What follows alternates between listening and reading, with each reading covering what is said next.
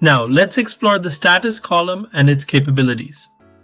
To add a status column, you can do one of the following. Click the plus icon on the far right of your board's columns and select status from the menu. Or ask the AI sidekick to generate the column for you. After you enter the prompt, the system will analyze the board's existing data using AI insights and generate a status column with predefined labels. Now it's time to tailor your status labels to your workflow. Click a status column cell, then choose Edit Labels at the bottom.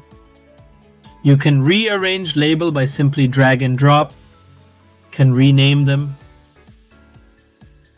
recolor them, and can add new ones to fit your workflow.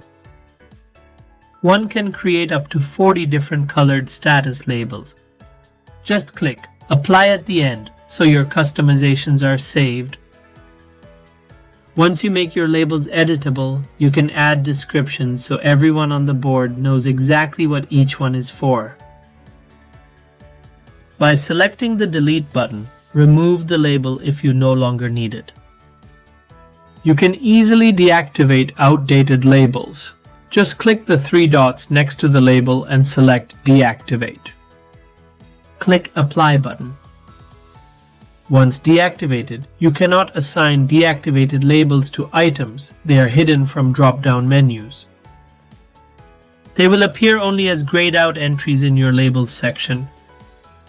You can easily reactivate these labels later in the workflow if they are needed again. Start a conversation about any status by clicking the plus. Write a status note button at the top right of its box. Enter the required details and they will get saved under the Items Updates tab. If you update the status of this item, that update message disappears from the status box, while still being accessible in the Items Update section. Keep learning. Follow at the leadership lanes for more project management hacks.